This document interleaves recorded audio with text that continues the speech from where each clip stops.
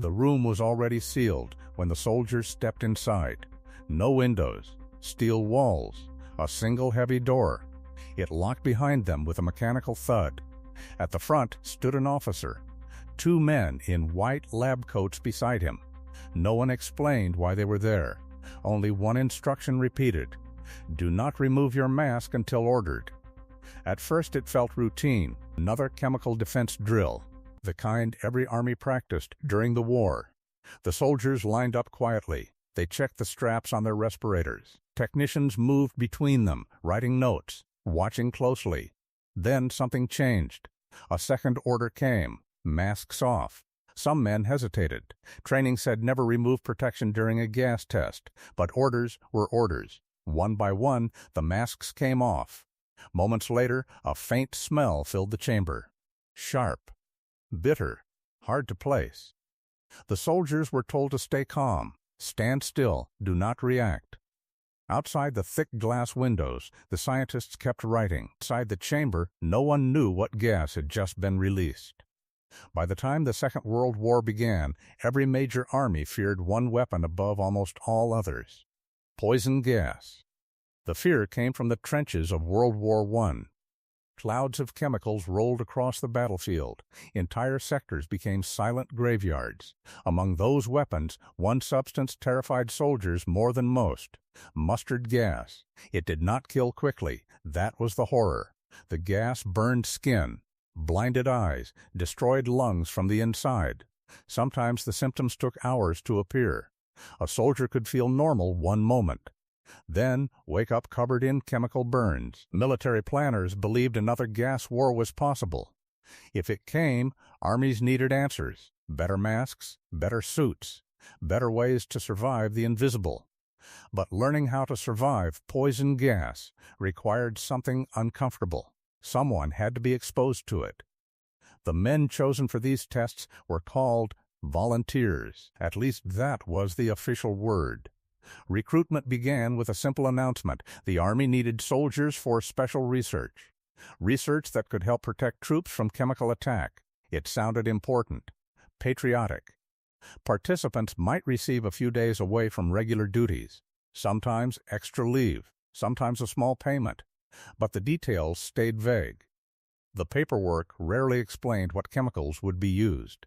In many cases, soldiers were told nothing about the risks, and when a commanding officer suggested you sign up, refusing was not easy.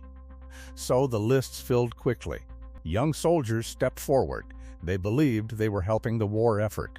What most of them did not realize was that these defense experiments were about to become something very different. Inside facilities like Edgewood Arsenal in the United States and Porton down in Britain, the experiments became far more direct. Soldiers entered sealed rooms built for gas exposure tests. The chambers looked sterile, industrial, thick steel doors. Observation windows set deep into concrete walls. On the other side of the glass, scientists waited with clipboards. The soldiers were told the tests would measure protective equipment: masks, gloves, chemical suits. But in some trials, the protection was incomplete: a sleeve rolled up, a patch of skin exposed. Sometimes the masks came off entirely. Then the gas was released. Mustard vapor spread slowly through the room. At first it felt harmless. No burning, no choking, only a faint smell drifting through the air. The damage came later. Hours after leaving the chamber, the symptoms began: blisters forming, eyes swelling shut, skin burning as if touched by acid. And through the windows, the scientists had watched everything. The tests did not stay inside laboratories. Soon they moved into the open. Entire training fields became controlled chemical zones. Large tanks released drifting clouds. Soldiers waited at the edge of the range. Officers explained the exercise would test new protective equipment: masks on, suits sealed. Follow the route. Then the order came: advance. Platoons marched into the spreading haze. Technicians recorded every step. Some units crawled through contaminated trenches. Others crossed fields where liquid chemicals had soaked the soil. Hundreds of soldiers were exposed at once. To the commanders, it was necessary research. If gas returned to the battlefield, troops had to trust their equipment. But for the men walking through those clouds, the line between training and experiment was becoming dangerously thin. The worst consequences did not appear on the training field. The symptoms rarely appeared right away. That was part of mustard gas. Soldiers left the testing area feeling normal. No pain, no burns, nothing wrong. Then the hours passed. By evening the first signs appeared: eyes burning, skin itching, red patches forming on the neck, arms, and legs. By morning some soldiers woke to something worse. Large blisters covered their skin. Their eyes swelled nearly shut. Breathing felt like inhaling broken glass. Military hospitals quietly admitted dozens of these men. Doctors treated the burns, but they often received little information about the exposure. Officially, the injuries were described as mild reactions to training exercises. Nothing serious, nothing unusual.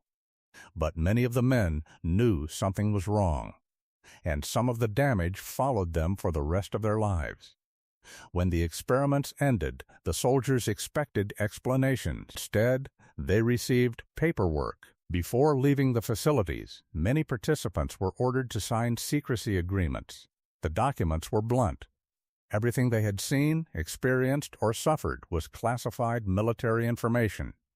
Talking about it could be treated as a criminal offense. For years, many veterans obeyed the order. Some never told their families what happened inside those chambers or on those training fields. The silence created another problem. When health problems appeared later, doctors had no idea their patients had been exposed to chemical agents. The records were sealed. Officially, the experiments never happened. For decades, the story stayed buried. In the 1980s and 1990s, some of those soldiers finally began to speak. What they revealed raised deeper questions. When governments began releasing information about the chemical tests, the public expected a complete record. That never came. Some files were declassified. Reports described chambers, exposure trials, and field exercises involving thousands of servicemen, but many documents remained sealed. Even today, historians say the full scale of these programs is unclear. Some records were destroyed. Others remain buried inside classified archives. In some cases, the soldiers themselves were never fully identified. Men returned to civilian life with no proof of what they experienced, no official acknowledgement, no clear medical history, which leaves one possibility. The chemical tests we know about may only be part of the story, and somewhere in forgotten archives, the rest may still be waiting.